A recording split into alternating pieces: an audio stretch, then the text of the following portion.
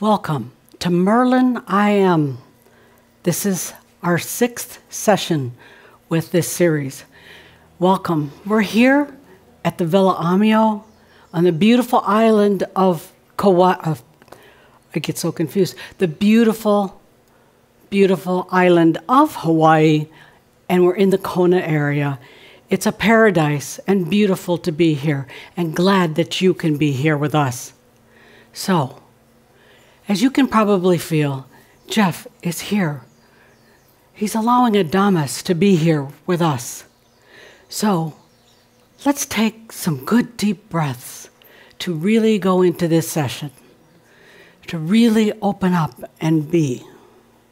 So take that good deep breath and feel the energies. It's all just yours. Take the good deep breath of life. Feel from the soul of you with all that you are. Take the good deep breath. Feel and allow, giving yourself permission to really, as always, open to this experience. There's something here for each of us. So take the good deep breath and allow it. Be with it. Take the good deep breath as we make our way into this Merlin I Am.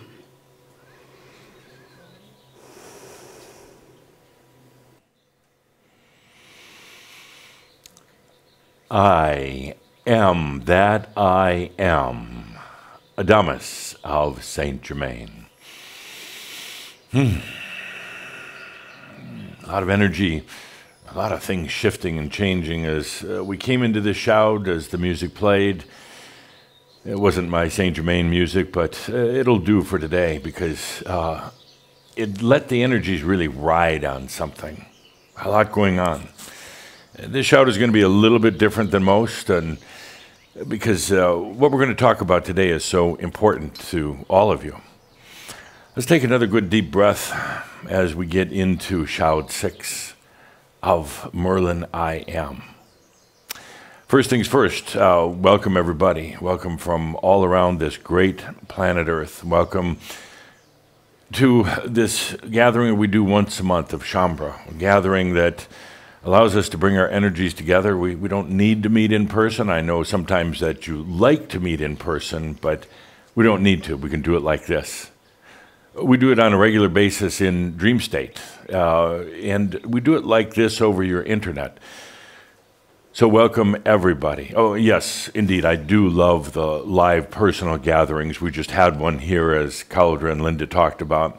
It was good to be back in my true role as Adamus, walking amongst you, going back and forth, up and down the aisles, asking a lot of questions to each and every one of you. I enjoyed that, and I do deeply miss that from our shouts, and I can only pick on Linda to a certain extent in this, but yes, welcome. Here we are in Kona at Villa Amio. Beautiful day, birds chirping as the music was playing. You couldn't hear it, but the birds were just rattling away as they were getting ready for this gathering. A couple of things on today's schedule. We'll get the small stuff out of the way first. So the question came up in our last discussion where I talked about what did I look like as Saint Germain in my last lifetime. The question came up with many of you. First of all, had I not had any lifetimes as a woman? Yes, I had. Not a lot. Many more of them, the male lifetimes. Not for any particular reason, but you find when you get comfortable in a certain kind of a clothing, you get used to it. And that's why so many people come back lifetime after lifetime in the same family, in the same lineage, oftentimes even in the same country, and sometimes even in the same city, lifetime after lifetime. So it wasn't anything to do other than I was just comfortable in the male body. I never was quite as comfortable in the feminine, physical body, but I have to say that my balance of masculine and feminine has always been quite good. But for those of you still rattling about masculine and feminine and men and women, let's go beyond that. It's really not about that at all. Well, let's go far beyond that. It's not about the divine feminine or the whatever masculine. We're integrated. We're one. You've got masculine and feminine. They've married together. You are uniself at this point. So let's not rattle a lot of noise about masculine and feminine and equality and everything else. You are equal in yourself no matter what, equal in everything within you. But the question did come up, and I promised I'd answer. What would I look like? What would I look like as, not as Adamus, but Adamina? What would I look like? So let's take a quick look. Oh boy. This is not me, of course. This is Madame Blavatsky, not Saint Germain. No, I would have never looked like that. Now, I truly love Madame Blavatsky. She was one of the most insightful, deeply spiritual, deeply personal people I've ever met. Gruff on the exterior. Gruff. She smoked, it's said to be 200 cigarettes a day. She drank like a sailor at times. Gruff on the outside. Now, her excuse for all this was that she was so attractive on the inside that she didn't want to appear attractive on the outside as well. Interesting. Kathumi did try to give her some fashion tips from time to time, which she immediately ignored. But move on to another shot of her, Madame Blavatsky. This is when she was a teenager, 15 years old. You see, the looks kind of were with her from youth and carried on much, much longer into life, yes. And those birds you see in the background here, they're flying away as fast as they can. She had a habit of scaring people, and she loved to do it.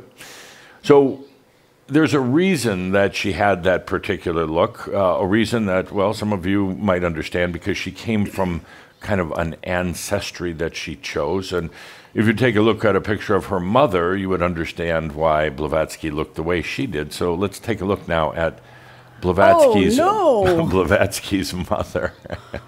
Oof. Yes, quite a character. It really ran in the family. Fortunately, Blavatsky never dressed quite like this. She kept a little bit more covered up than her mother did. But this would explain a lot. And I hope you all know this is tongue-in-cheek. So moving on. Now, I had good looks in my lifetime as Saint Germain. I was rather dashing, as you probably noted in some of the photos we showed in our last session. There's a good reason for this. I had a beautiful mother. I worked with Caldra late last night, and looking at some graphics, some photographs that would help show what my mother would look like, and I couldn't fix on just one. So it was really kind of a combination. We picked two, and if you can imagine putting this together, if you melded these two photographs, these two humans, that's pretty much what my mother looked like. We should explain my looks. I couldn't find anything that was befitting of what my father looked like, but he was a handsome and dignified, noble man as well. So the question goes, what would I have looked like? For instance, in the biblical times, what would I have looked like? Oh, something like this. Yeah, in the biblical times, yeah. Beautiful dress, and a note that I can read. I'm reading a document which was unheard of for most women at that time, but this is probably what I would have looked like.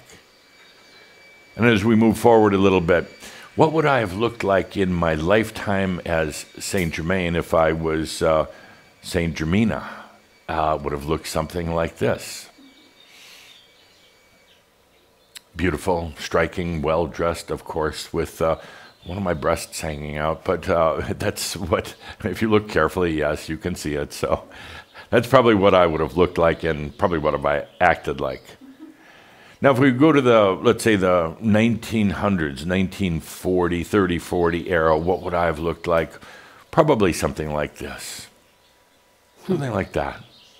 And of course, again, I have to say that this wasn't Caldra putting this together. I guided him through hundreds, if not thousands, of photographs last night. And then, if I were incarnate today, and if I was a woman today, I'm sure, without a doubt, that I would look like this. Kind of fitting, isn't it? And I can assure you it would not be like this.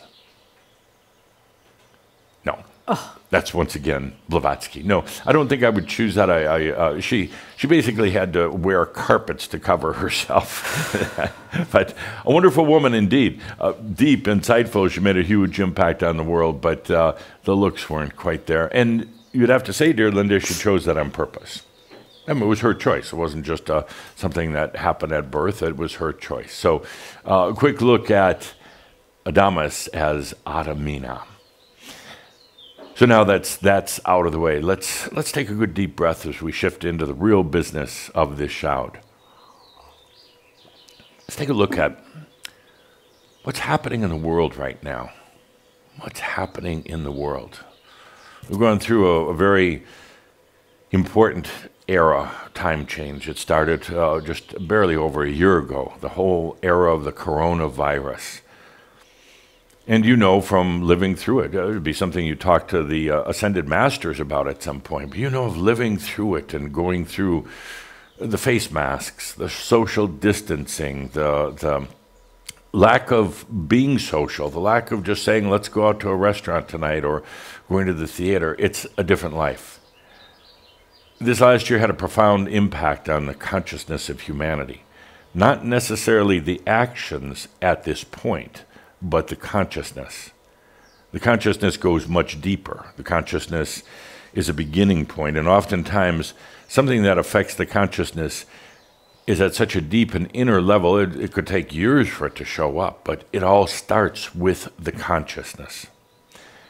In this time period with so many people staying at home, having to go within themselves, having to be at home with their family members, when oftentimes they would try to escape it, working at home, when normally they trudge off to the office, to their cubicles, to their mid-level managers' jobs. Now they were at home, and it gave them time to ponder, to consider, is this really what I want in my life? And again, this is all happening at a deeper level of consciousness, not necessarily human thinking. There was human thinking to go with it, but there's something happening deep down underneath. Kind of a whole shift that was taking place in the world. In the last year, while all that was happening, there were huge resources put into technology, as well as just about every other aspect of human life. Just about every aspect of human life was touched by an incident that was global, that wasn't a war. You take a look at the technology advances that are going to come out, that are already coming out, by the way, already coming out, for instance, a new potential type of vaccination for malaria. You take a look at all the things that are going to come as a result of the coronavirus era, and you're going to realize that this was an epic time, and you were here for it. You were here for it. Most of you didn't get all caught up in it. A few of you went, this whole route of conspiracy on me, but most of you held your balance, held your own, and realized and remembered this is why you were here, to be here at this time. You're going to continue to see a rollout of not just technology, but new systems that affect banking. I mean, there's a whole economic impact to this that hasn't even yet to be seen yet on this planet. There has to be, because government spent trillions of dollars, trillions and trillions of dollars, keeping everything calm during this period.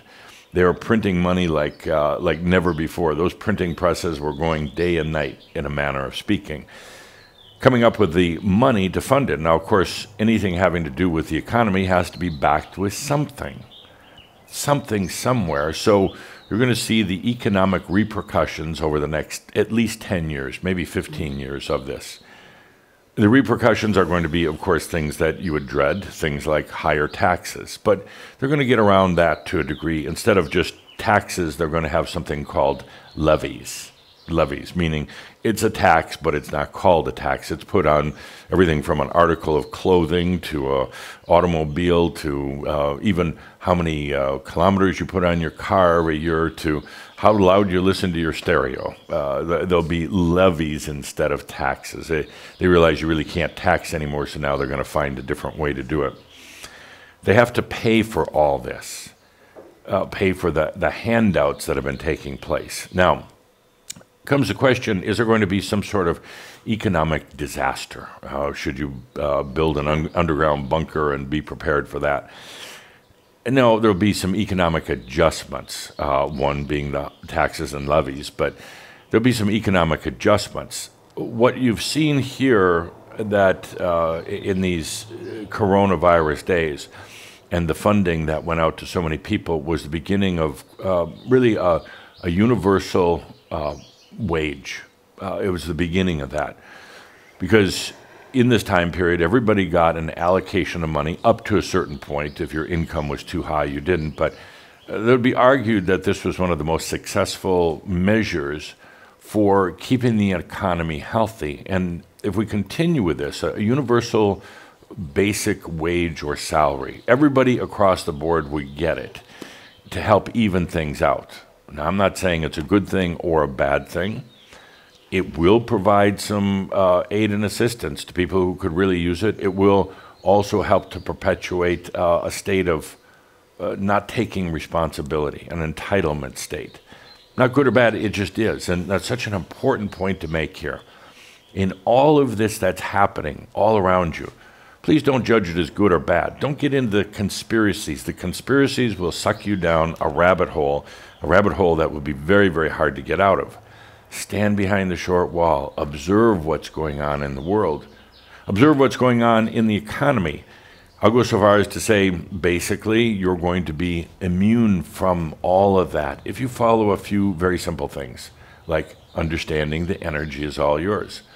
The rest of the world could be going down kind of a dark, bumpy path, and it really won't affect you, other than you'll observe it, and the energies of mass consciousness could affect you, but as far as your own finances, no, it doesn't need to. So you're going to see a lot of things happening with economic adjustments. Banks having to take some different routes for everything from loans to how savings are kept and accounted for. So some very, very big changes occurring on the planet right now. And again, I've mentioned all these in Pronost. In medicine, huge changes as a result of all this. So be prepared. Be ready for what comes next. Not in a frightened state or a fearful state at all. Be aware of what's coming next to this planet. Because you can't go through a period like this, the coronavirus era, without major things happening as a result of it. Some things will get back to normal. Some things will get back to what you would call normalcy, being able to go to a restaurant, of course, and being in a crowded restaurant, once again, a crowded, noisy restaurant. Other things will never go back to the way they were. And one of the obvious things is the workplace environment. People are saying, I don't need to go into an office anymore.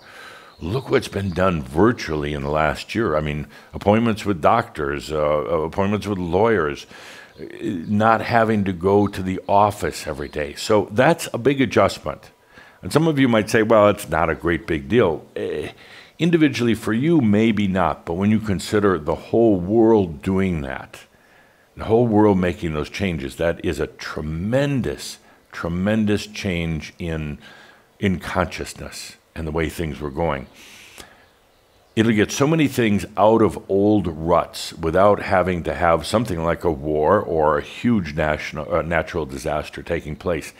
It was and continues to be a very effective way of moving to the next level for this planet and ultimately moving to the new human species.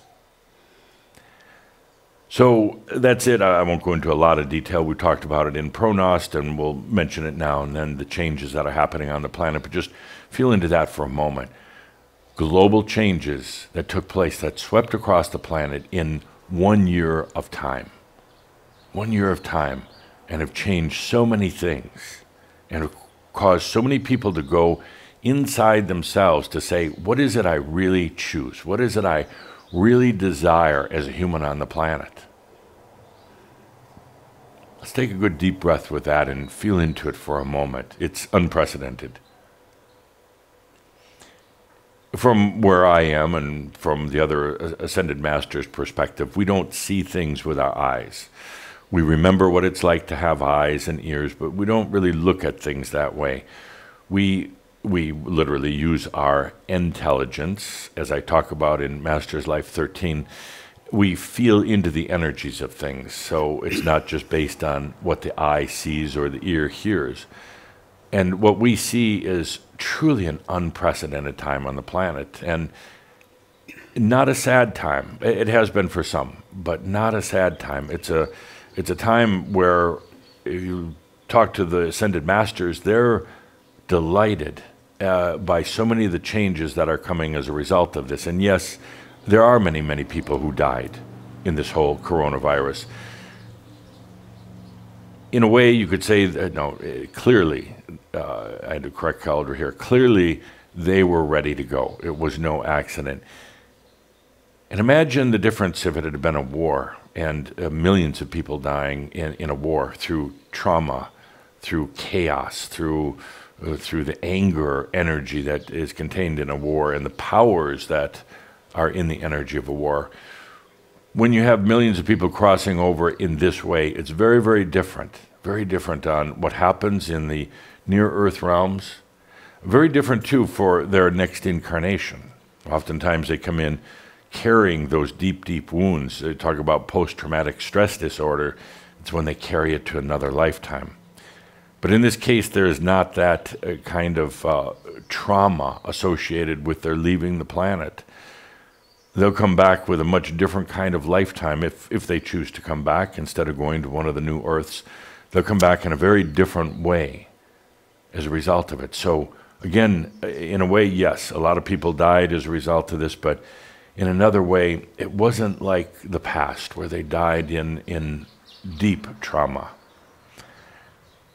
What about Shaumbra? What about Shaumbra through all this, and where are we? Right now, there's about just under 1,500 Shaumbra who have allowed their realization.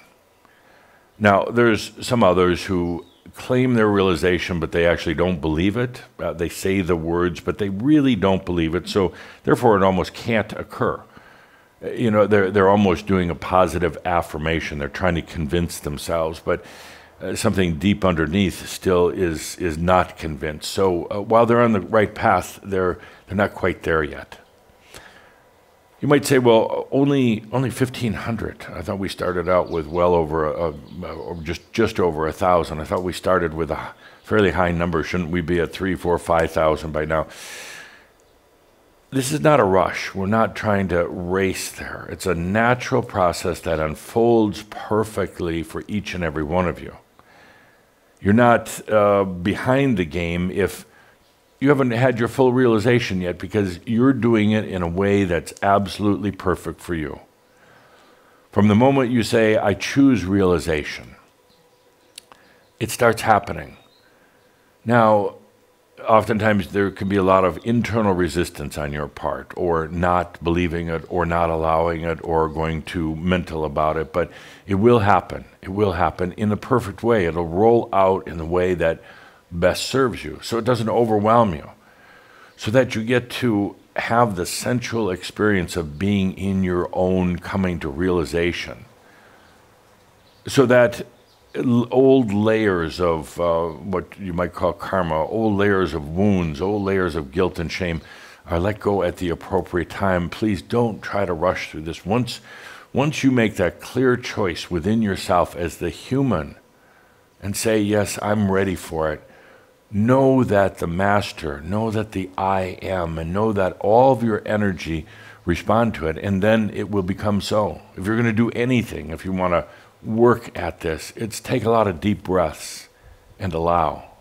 But don't work at allowing, just allow. And then it comes. I can clearly tell you that I know pretty much the date when it's going to happen. I'm not panicked about it. I'm not worried about it. Neither should you be. If you're feeling that you're maybe not one of the ones who's already realized that there's something wrong with you, there's nothing wrong at all. Also, we and you didn't want everybody going into their realization all at the same time. It's kind of like being done in waves with Shambhala. It keeps things in balance. It helps, really, as one group goes in, it helps bring up another group to help bring up another group. There's kind of an energetic design to it that's actually quite beautiful. So don't rush into it. Don't think that you're doing something wrong or you need to be doing something else, or worse yet, don't get doubtful or frustrated about it. Just allow it to happen. It's a very personal thing. Every one of the 1,500 Shambhala has done it in a different way, in a very personal, beautiful way. And the rest of you will have that as long as you allow. Let's not race into it. It's called relaxing into realization, not racing into it. And the best thing you can do for yourself right now is to enjoy, or at least be aware of, the experience that you're going through right now. That's the best thing, the very best thing. And then it takes a lot of the friction out of it. It takes the resistance out of it. That way you'll be able to more clearly see some of the things that might have been holding you back, some of the reasons you might have been actually holding back, and then choose whether you want to move beyond them or not. As I look at Shambhala, I love working with Shambhala again one-on-one, but we're together far more often than what I think you even realize. But as I take a look at Shambhala, I would say one of the things that I was a little surprised about was so many Shambhala are still mental, still thinking their way through everything, even their own realization, thinking too much about energy rather than feeling energy, thinking too much about the I am. And literally, I've seen some of you actually literally trying to map and diagram it out and create this spreadsheet of the I am. You know, that's thinking, and it's very limited. And it might serve a little bit of a purpose, but ultimately, you're really kind of missing the point. It's feeling it. Feeling it. In Master's Life 13, Intelligence, we talk about how to go beyond the logic and the thinking, but as much as we can talk about it, it's still a big step. It still requires a lot of trust in yourself. So, dear Shambhala, I implore you to take a deep breath and stop trying to figure it all out here. This is a very natural thing.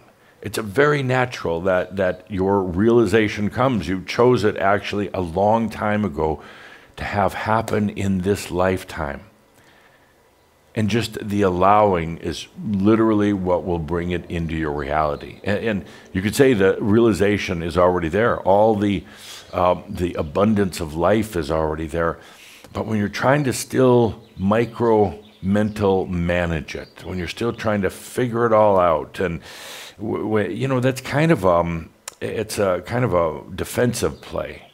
When you're trying to figure it all out, like you need to still be in control of everything. Well, it's that very control and that very limited logic that's gotten you into the bind that you felt yourself in, the limitations. What you're letting go to, what you're allowing, is yourself.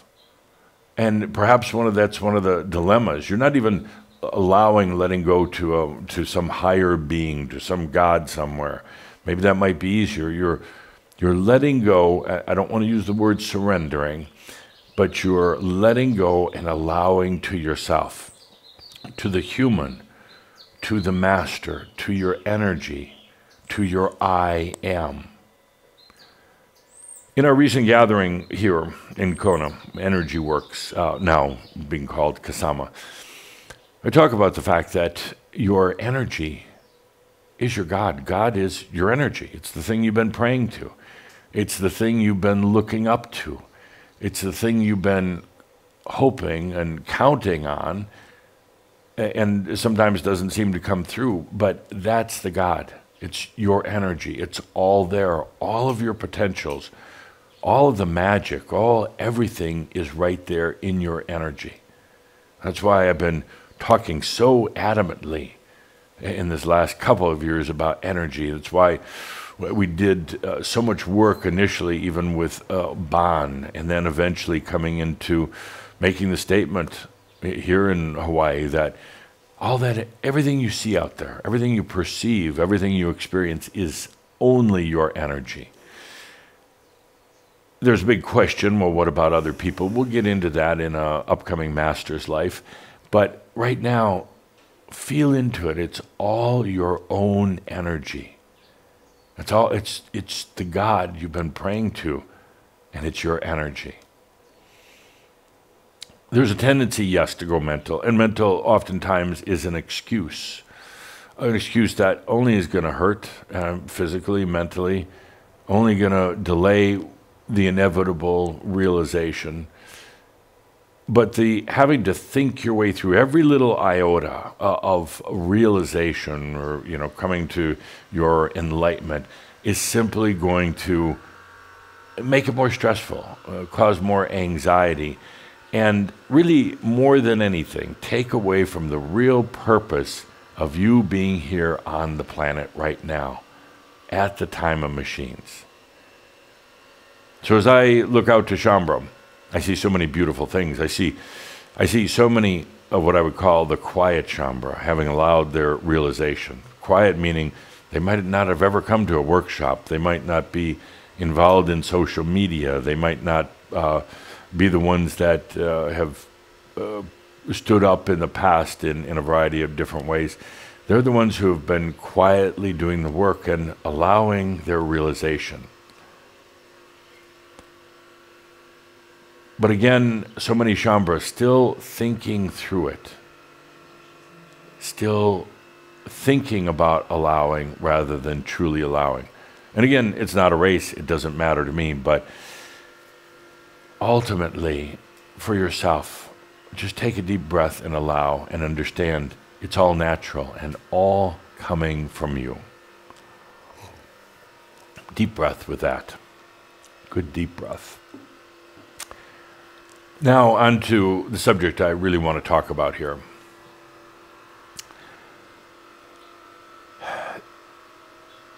Right now, after this whole year of coronavirus on the planet, right now we're coming to a reset of consciousness on the planet. A reset of consciousness. I was actually going to talk about this in a special message from me, Saint Germain, but it's coming a bit quicker than what was anticipated. So there wouldn't be really time right now to get that filmed here in Hawaii and get it out. So we're doing it today at the Shout. A reset of consciousness, and it's going to happen somewhere in the general time frame between what you would call your Ides of March and St. Patrick's Day, coming up very, very soon at a planet near you. And this isn't like going through the photon belt or anything like that. It's not like the whole planet is going to go dark for 3 days. Most people will never even notice that it took place because the reset occurs at a very, very deep level. Very, very deep level. But literally what's happening is consciousness is getting reset. And I guess an analogy would be like resetting your computer, rebooting it. It's kind of acting strange, or it freezes up, or things aren't going right. And what do? You pull the plug out of the wall, and you pray a little bit. You hope that it gets better. And then you plug it back in, and oftentimes it reboots or resets itself. Whatever was kind of goofy on the inside kind of gets cleaned up. It's kind of like that right now in the reset that we're going through with mass consciousness on this planet. It's been a year of a lot of changes, a lot of chaos, a lot of inner discoveries, a lot of new directions for the planet. It's been a year when many, many have sat for hours in their homes rather than getting distracted by outer activity. And not thinking it, but feeling it. What do I really want? What do I really feel? Ultimately, yes, they ask questions like, what do I really want to do for a job? Do I really want to be with my mate or partner? But there's been something deeper happening, and that's causing this reset of human consciousness, coming sometime between March 14th, March 17th, give or take a day or two. I'd like to ask each and every one of you to feel in during those days to what's going on, and not on the surface, not just what you're reading in the newspapers, or not what you see necessarily happening around you, but feel into it. It's a reset, a huge reset of global consciousness. Then you'll start really seeing the results of that reset coming, I would say, starting in about the June time period and going forward for many, many years to come. Resets can often be traumatic.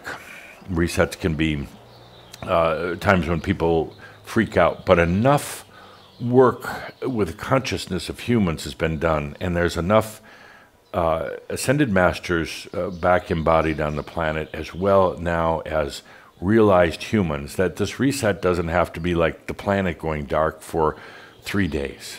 The reset can be much calmer. Some people will have a very difficult time with it, but others will just kind of accept it and go along with it.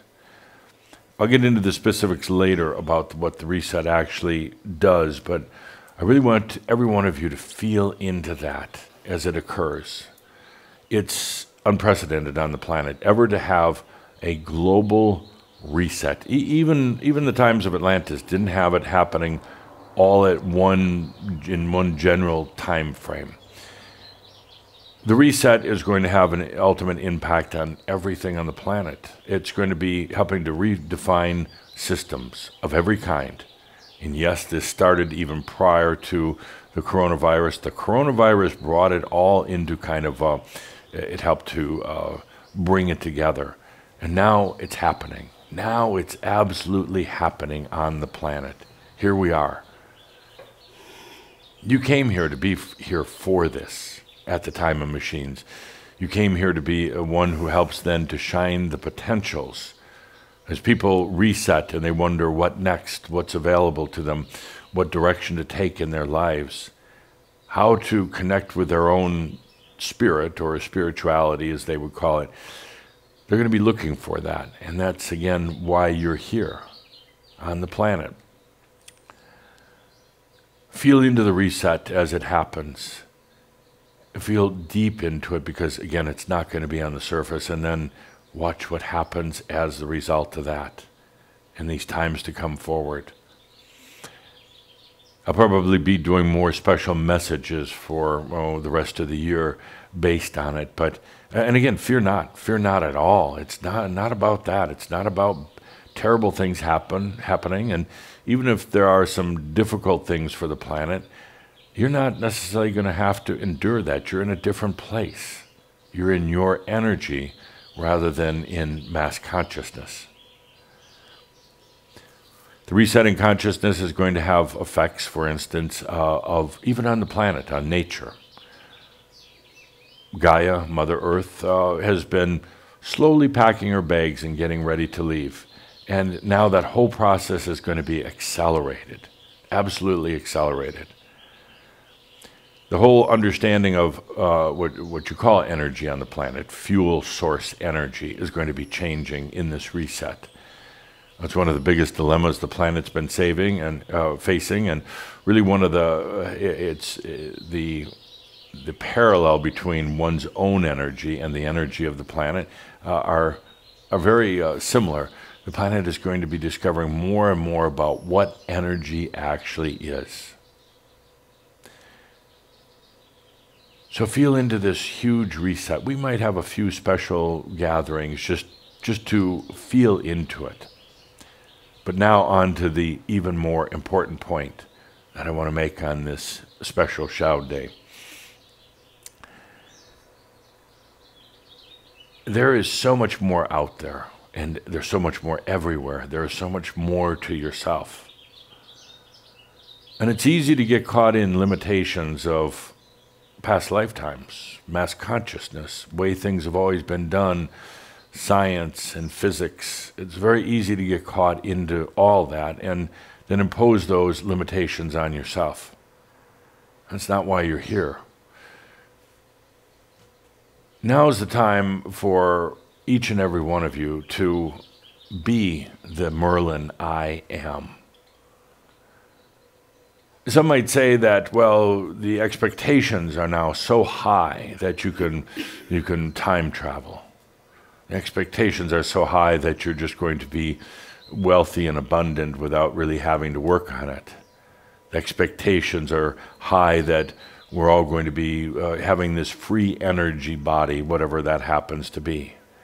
The expectations are high that your body learns to heal itself. The expectations that there is magic, that there is fantasy and all the rest of this. So there are some that are going to say, let's hold back the expectations because we don't want disappointment. And maybe this is all some big fantasy, some big game anyway. So let's be realistic, some will say, about our expectations on this. And I say, absolutely not. You're not here to compromise. You're not here to hold back. You're not here to pander to your own fears that these things may not happen. And now is the time for us to go full blast into it. It can be done. It can be done. And in my lifetime as Saint Germain, I proved it to myself and probably to others. You don't have to have a job to be wealthy. You can go beyond the way the mind learns, learning whether it's mathematics or music. You can go beyond that. You can be in a space of your own healing, without even having to rely on medicine, or you can if you want, but your own healing. Now's not the time to say, well, let's temper back on all this for the expectations. Quite the opposite. The ones who are coming after you want to know that it worked, want to know that you were able to transcend the limitations of the 3D human reality and truly become masters on the planet. I look sometimes into the doubt that is within you as individuals and you as a group of Shambhala. And yes, the doubt is there. I'm not trying to say the doubt shouldn't be or won't be. It's absolutely there.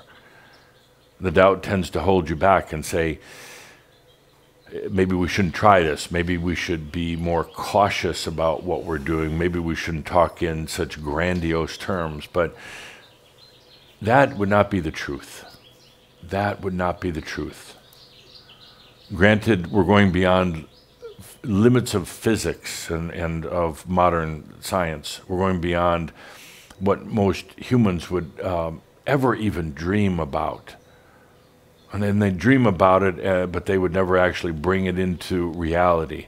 We're going way beyond all of that.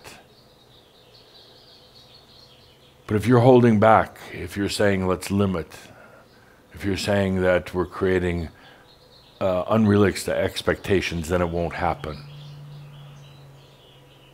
You'll stumble at times as an individual or as a group of Shambhala. There may be things that don't work out right away the first time, but we're going to get back in there and we're going to allow it once again. We're going to realize what kept us from it, what the resistance was, and we're going to get back in there and do it. Whether it's wealth, whether it's health, whether it's time travel, whether it's any of these things that we talk about. This is why you came here. And I don't want you to diminish any of that. You could say it's a time of fantasy, and that's absolutely correct. We're going beyond where human consciousness has been in the past. Some have done it as individuals, the ascended masters. There's never been a group that's done it before. You're doing it individually as your own sovereign self, but there are others who are walking a similar path at the same time. That's why I say there's never been a group that's doing it. We're not doing it holding hands and singing Kumbaya. You're doing it individually, but knowing that others on the planet most of whom you've shared lifetimes with, are doing it at the same time. We're transcending a limitation, that's all. We're not transcending hard physics, because physics, no matter what kind of physics, aren't hard to begin with. I mean, aren't solid, unchangeable. They are changeable, and what changes them is consciousness. Consciousness is the very thing that changes physics and science and math and everything, and that's what we're doing. I'm asking you to dream big, to imagine big. I'm asking you to live big simply by changing your consciousness, taking off any blinders or limitations, realizing that energy is yours. That's really one of the first steps. Once you realize this is your energy, it's full, it's abundant, it can do anything. It can defy the laws of physics. It can do anything. Then you realize none of this is impossible. None of this is done by plotting and planning through the mind, because the mind will keep you in the limitations. It will keep you in mass consciousness.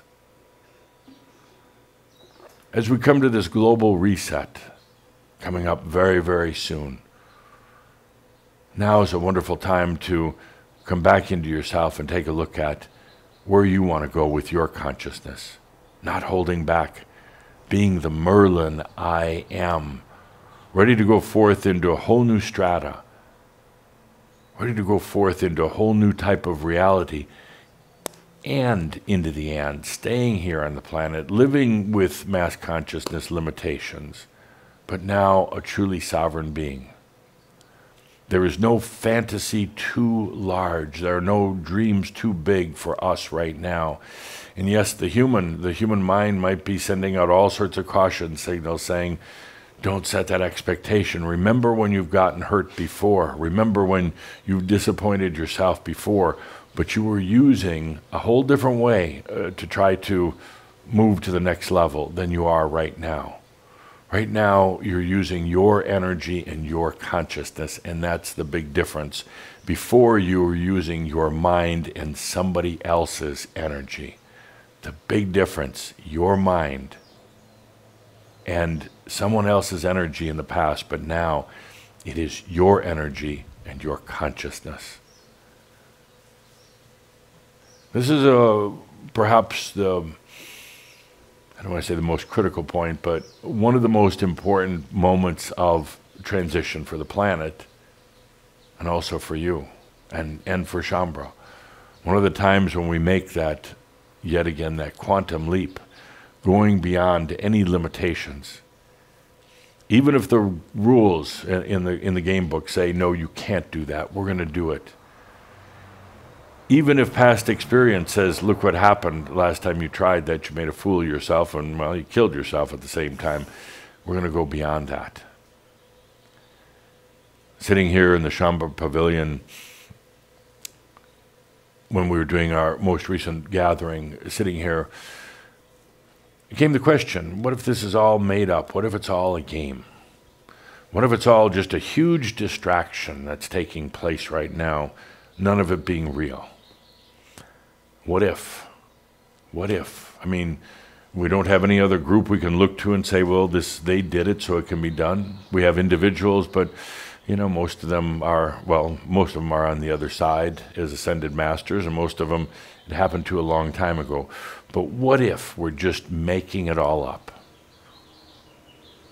My contention is that works just fine, because when you enter an empty, dark space, when you enter a nothingness, when your consciousness goes into that nothingness, if nobody's ever been there before, done the same thing, it doesn't matter, because then it becomes so. That is the way consciousness works. Even if all this is just a big pipe dream, even if all we've just been sitting around the campfire and singing kumbayas and getting ourselves all excited about something that is not true, it doesn't matter, because once we enter into that void where you haven't gone before, It's not an empty room. It becomes whatever your consciousness desires. Now is the time to allow fantasy and magic, the Merlin I am. Now is the time to realize there are no limits, there are no barriers, there's nothing holding us back. Yes, on the physical and mental level, there will be adjustments that take place, responding to the consciousness, responding to the new reality that you're going in, that we're all going in. But right now, my dear friends, let's do what we came here to do. I'll continue to guide you. I'll continue to distract you when needed, to give you information and to hopefully open that feelings, the sensory part of you and your consciousness. But let's go forward to do exactly what we came here to do. We have a huge opportunity coming up very, very soon. This planetary reset, I call it the coronavirus reset because the coronavirus created the opportunity, and now the perfect bed. The coronavirus created this perfect bed, this setting for this global consciousness reset to occur. Let's be here for that. And at the same time, a reset in yourself in terms of not holding back, not limiting, not saying, well, let's do it part way. It's all or nothing. That's my way, all or nothing. And I hope you join me in it. With that, let's bring this all together with a marab. With a little music in the background to really integrate, to absorb what we've just talked about. Now, some may drop out. Some may say, well, this is too much fantasy. I got to pay the bills. I got people to take care of. And that's fine if they drop out. You'll be back. You'll be back. When you see others have done it, you'll be back, and there'll be no shame either. There'll be no shame or judgment. We've got about 1,500 realized masters on the planet from Shambhala. Many more to come. There's never been an opportunity like this right now to open up the realms, to break free of so many limitations that have occurred in human consciousness. Some say, it's all fiction. Let's stick to the facts. Let's stick to data. No. There's so much more out there, and you know it. That's the thing, you know it. We talked about that in our last shout. You already know. It's time right now that individually, and then as a group, and then eventually as a planet, that we go into the new realms. And we go into what I've often called the Atlantean dream. On one hand, it sounds very difficult. We're basically going to change the physics of everything that's ever been known. It sounds a bit challenging, but on the other hand, it can be a very, very easy step. You may worry and wonder, are you just going crazy? But as I've said before, what is crazy? Is crazy staying in the same house, lifetime after lifetime, with the same rooms and the same windows and the same food in the refrigerator and the same everything, the same day, day after day after day? Is that sane? What's crazy? Going for what you know is there, but perhaps you've come to doubt it, or going for what lies on the other side of the rainbow. Well, everybody on this side of the rainbow says, don't do it, you're nuts, you're crazy. There's nothing over the rainbow, it's just a rainbow. Dear Shambhala, I want to mark this day, this shout, as that point we're coming up to what I thought actually would be a little bit, a month or two later, this huge restart of human consciousness. And I ask, are you ready for this next step? Oh, it could be very exciting. Yes. Fearful. Some of you have been feeling tremendous anxiety lately. Some of you always feel tremendous anxiety, but lately a lot of extra anxiety. Wondering what's going on. Well, now you know. Now you know the pressure that the planet is facing and the pressure that you're facing. I consider it an exciting time. I'm thrilled. I go back to the Ascended Masters Club and I dance around that ballroom like an Ascended Master. I'm so excited about what's happening. I'm even appreciative of the coronavirus. It caused tremendous changes on the planet. We're coming out of that now. Pretty much coming out of it. Took a little bit longer in some respects, but it did more than I would have ever really felt that the planet was capable of. It's on its way out. There'll be little pockets of it here and there, but then it'll just finally all evaporate away.